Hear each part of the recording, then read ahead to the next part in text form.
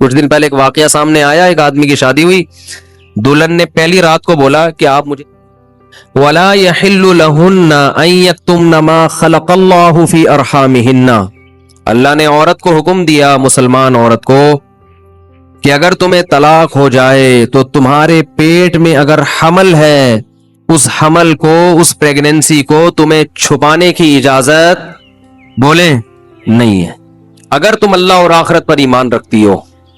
یہ بھی ہوتا ہے آج کل، کیونکہ اس معاملے میں مرد عورت کی زبان پر اعتماد کرتا ہے۔ اگر ایک مرد نے کسی عورت کو طلاق دی، عورت کو اگر حمل ہے وہ چھپا لے گی اور وہ بتائے گی مجھے مینسز آنا شروع ہو گئے، مرد یقین کر لے گا، بھائی 3 مینسز گزر گئے، عدت ختم۔ کسی اور مرد سے نکاح کرے گی، اس کو بتائے گی بھائی میری عدت پوری ہو گئی ہے۔ اس بات کا امکان ہے کہ وہ بچہ کسی اور مرد کے کھاتے میں ڈال دے۔ مرد تو نہیں دیکھ رہا کہ واقعی عدت ختم ہوئی ہے، یہ عورت جانتی ہے اور اللہ جانتا ہے۔ تو اس معاملے میں اللہ نے حکم دیا عورت کو کہ وہ خیانت بولے نہیں کرے۔ مردوں کو اللہ نے حکم دیا کہ جب بھی کسی عورت کو تم طلاق دو گے تو اس کا مال چھیننے کی تمہیں اجازت نہیں ہے۔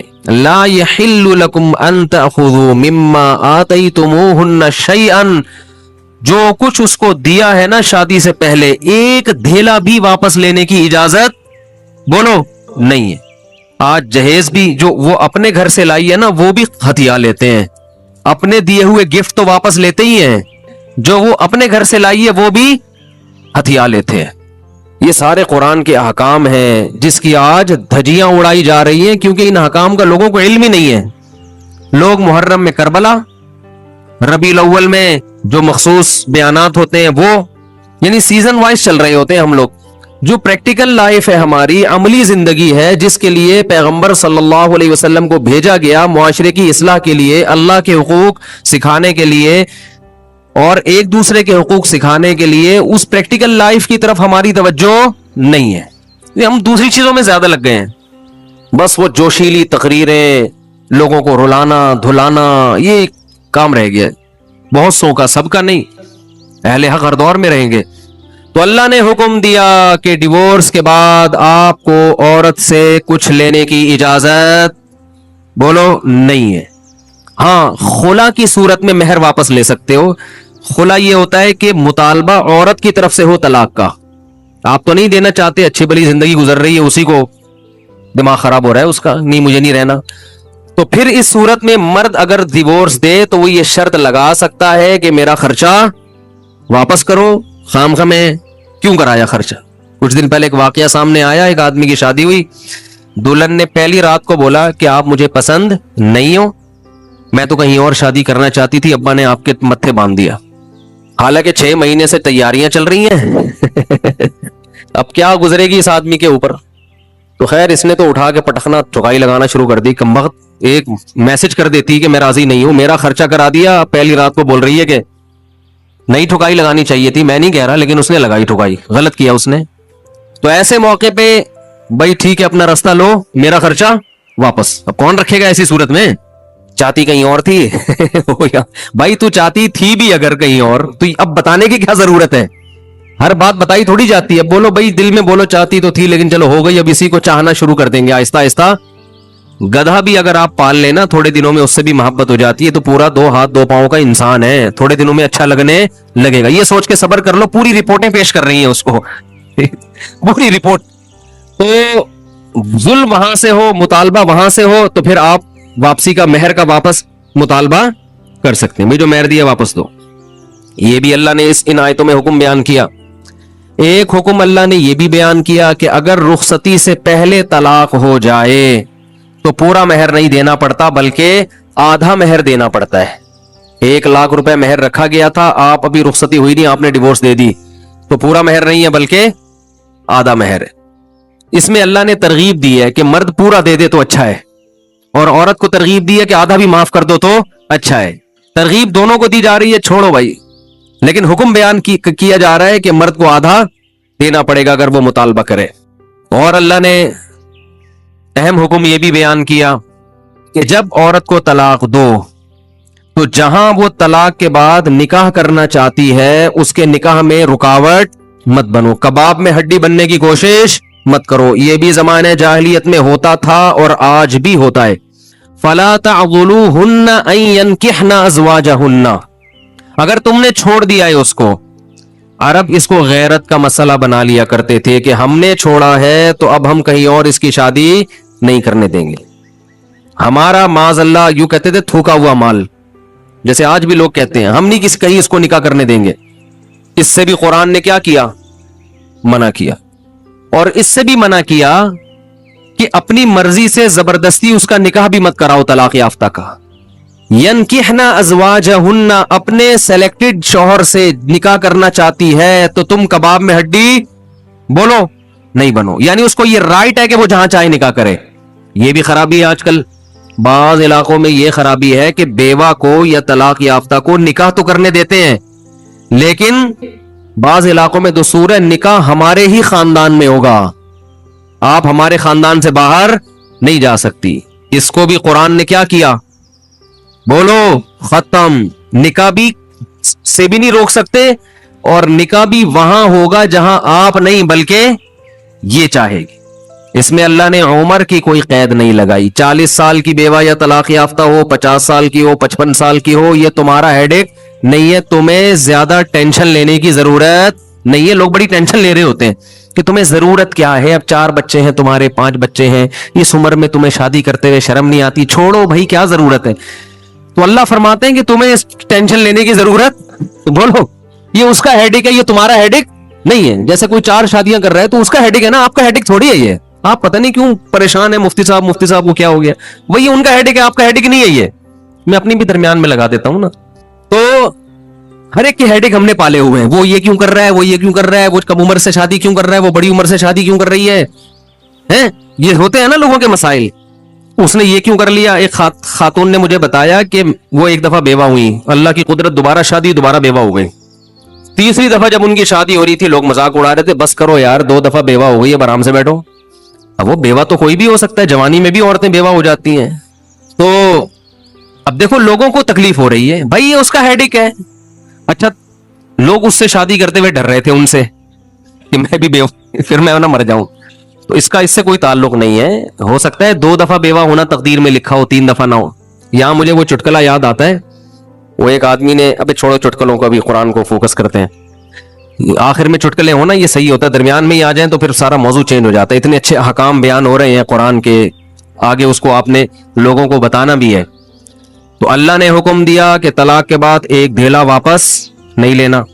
खुला की सूरत में ले सकते हो, मगर खुला भी शौहर की रिजा से होता है, एक तरफा नहीं होता, याद रखें। दूसरा काम तुमने क्या करना है, उसको कहीं और निकाह से रोकना नहीं है। तीसरा काम ये करना है, निकाह भी वहां करना है जहां वो चाहती है। तुम्हारी मर्जी नहीं मुसल्लत होगी, उसकी मर्जी चलेगी। और अगर पुराने शौहर से निकाह करना चाहे और 2 तलाकें हुई हो तो वहां भी कर सकती है, क्योंकि आयत का एक शान नुज़ूल भी है। एक सहाबी ने अपनी बहन का निकाह किसी सहाबी से कराया, थोड़े दिनों में तलाक हो गई। तलाक एक थी, इद्दत खत्म हुई, निकाह खत्म। अब थोड़े दिनों के बाद दोबारा इन दोनों का दिल चाहने लगा कि हम आपस में कॉम्प्रोमाइज कर लें। होता है वक्ती तौर पर इख्तिलाफात बहुत ज्यादा हो जाते हैं, जब दूर रहते हैं तो आपस में मैलान होने लगता है। लेकिन वो जो सहाबी थे ना जिनकी बहन को तलाक हुई थी, उन्होंने कहा कि अब मैं अपनी बहन का निकाह दोबारा इस आदमी से बोलो नहीं करूंगा। और कहा कि या रसूल अल्लाह, मैंने इनकी इज्जत की, इनको अपनी बहन निकाह में दी, इन्होंने लड़ाई झगड़ा करके तलाक देके मेरे घर में बिठा दिया, तो मैं कैसे दोबारा। एक जिल्लत महसूस होती है ना इंसान को। कुरान में अल्लाह ने आयतें नाजिल की कि अगर वो अपने शौहर से निकाह करना चाहती है तो दरमियान में रुकावट मत बनो। लड़े भी वो खुद थे, अब जुड़ भी खुद रहे हैं। नहीं यारी बात, इसको भी लोग गैरत का मसला बना लेते, सुसर साहब बना लेते हैं। मेरे दामाद ने मेरी बेटी को तलाक दी है, मैं तो नहीं वापस भेजूंगा। भाई दुनिया में जो आदमी में लचक नहीं है ना, फ्लेक्सिबिलिटी नहीं है, लचक नहीं है जिसमें, वो कभी भी कामयाब नहीं हो सकता। याद रखो, ये जो होता है ना, मैं उसूल का पक्का, भाई उसूल का पक्का होना तो अच्छा है, लेकिन ये उसूल ही गलत है कि जो कह दिया तो उस पर क़यामत तक कायम रहना है। ये उसूल ही गलत है। उसूल ये होना चाहिए कि जब मौके की मुनासबत से जो बात ठीक लगेगी अपने आप को चेंज कर लूंगा। ये उसूल ठीक है, इस उसूल पे पक्के रहो।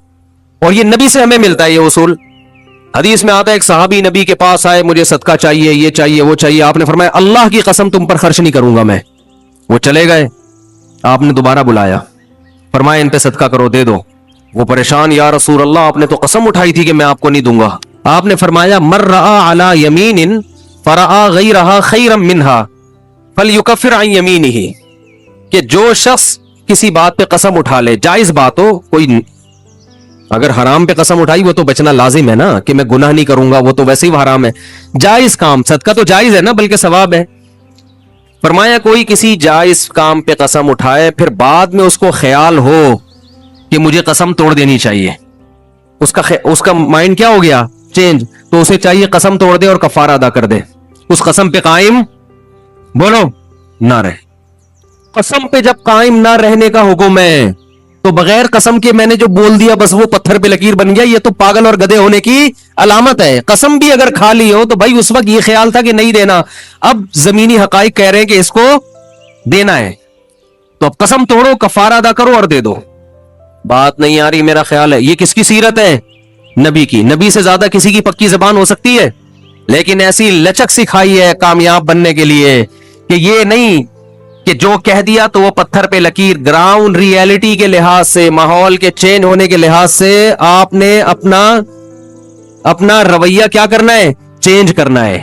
اس وقت آپ کی رائے یہ تھی, اب آپ کی رائے وہ ہے, کیونکہ زمینی حقیقت بھی چینج ہوتی ہے اور انسان کی نالج بھی چینج ہوتی ہے اور انسان کی رائے بھی چینج ہوتی ہے. بعض دفعہ نالج چینج نہیں ہوتی, انسان تانے بانے ملا کے ایک رائے قائم کرتا ہے, بعد میں جب اور گہرا سوچتا ہے تو اسے لگتا ہے کہ وہ رائے ٹھیک نہیں تھی, تو وہ اسٹیٹمنٹ اس کا کیا ہو جائے گا, چینج. کوئی بات نہیں, دن میں 100 دفعہ چینج ہو جائے. ناکام وہ ہے جو کہہ دیا تو اڑ گیا, بس کچھ بھی ہو جائے.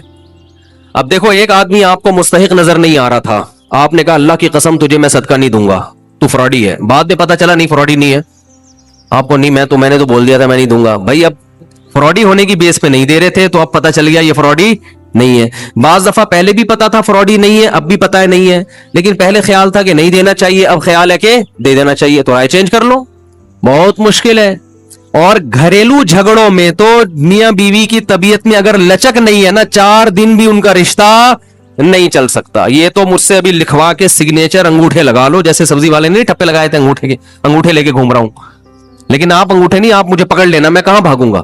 وہ جب بھی انگوٹھے کی بات آتی ہے مجھے وہ سبزی والا یاد آتا ہے جس کو میں نے بزنس کے لیے پیسے دیے تھے اور اس نے ایمانداری میں اسٹیمپ پیپر پہ اپنے انگوٹھے لگا کے دیے تھے. جب وہ پیسے لے کے بھاگا تو 3 سال میں نے وہ انگوٹھے سنبھال کے رکھے.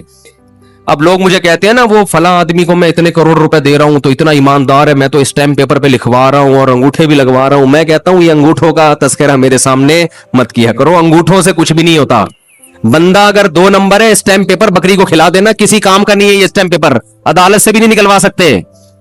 سمجھتے ہو, لکھوایا کرو ضرور لیکن اس سے ہوگا کچھ بھی نہیں. عدالت انگوٹھا دیکھ کے بولے گی بس ٹھیک ہے انگوٹھا, اب انگوٹھے کو پکڑ کے جیل میں ڈال دو, بس انگوٹھے کو دیے تم نے پیسے. بندہ تو پکڑائی میں آئے گا ہی نہیں, آ بھی گیا تو کچھ بھی نہیں کر سکتے. عدالت کہے گی دیے کیوں تھے تو پیسہ دینے سے پہلے 100 دفعہ سوچا کریں. خیر, تو کیا بات چل رہی تھی, ابے انگوٹھے کی بات کہاں سے آئی ہے. ہاں, لچک پیدا کرنا چاہیے. میاں بیوی کا رشتہ تو ایسا ہے کہ اگر آپ کا ہے نا کہ جو میں نے کہہ دیا بس وہ کیا ہے, آرڈر از آرڈر, تو بھائی اس کا مطلب آپ میدان جنگ میں کھڑے ہوئے ہیں, دشمن کی فوجیں آپ کے سامنے, اور آپ ایک فوج کی کمانڈ کر رہے ہیں کہ گولی چلانے کا آرڈر دیا تو کیا کرنا ہے. یہ گھر ہے, یہ میدان جنگ بولو نہیں ہے.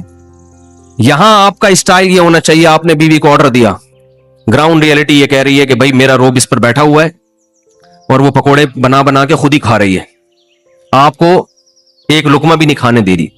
آپ غصے میں آئے, آپ نے کہا بیگم مزید پکوڑا اگر کھایا نا تو گراؤنڈ ریئلٹی کہہ رہی ہے کہ اس دھمکی سے یہ پکوڑے کھانا چھوڑ دے گی نا. لیکن آگے اس کا ایٹیٹیوڈ آپ نے دیکھا, اس نے کہا تو کیا کر لے گا, فوراً وہ کرچلی اٹھائی, تو کیا کر لے گا, فوراً لچک پیدا کرو بولو تو صبر کروں گا اور کیا کروں گا. یہ کامیاب, یہ گھر کیا کیسے چلے گا, یہ رشتہ جوڑا رہے گا. اگر آپ نے اس کے ایٹیٹیوڈ دیکھ کے, اس کی پیشانی پہ سلوٹیں دیکھ کے اپنی دھمکی کو واپس نہیں لیا تو یہ گھر کیا ہوگا, پکوڑے تو کھا لو گے آپ لیکن آپ کے بچوں کی ماں مارکیٹ سے شارٹ ہو جائے گی. تو اس میں گھر کے اندر کا اصول لچک کامیاب آدمی ہو. ہاں ناقابل برداشت کوئی معاملہ ہو جائے تو ایک الگ بات ہے. تو اللہ نے کیا حکم دیا کہ اگر ڈیورس ہو گئی ہے پھر دوبارہ ملنا چاہتے ہیں تو کباب میں ہڈی بولو مت بنو, ملنے دو ان کو, کوئی مسئلہ نہیں ہے. ہاں یہ قرآن نے کہا ہے کہ اس شرط میں ملے کہ ان کا اپنے بارے میں یہ خیال ہو کہ دوبارہ وہ جھگڑے نہیں کریں گے. ایسا نہ ہو ملتے پھر وہی ٹینشنیں شروع کر دیں. اب دوبارہ اپنی اصلاح کر کے آئیں کہ بھئی اب ان ماضی کے قصوں کو چھیڑنا نہیں ہے.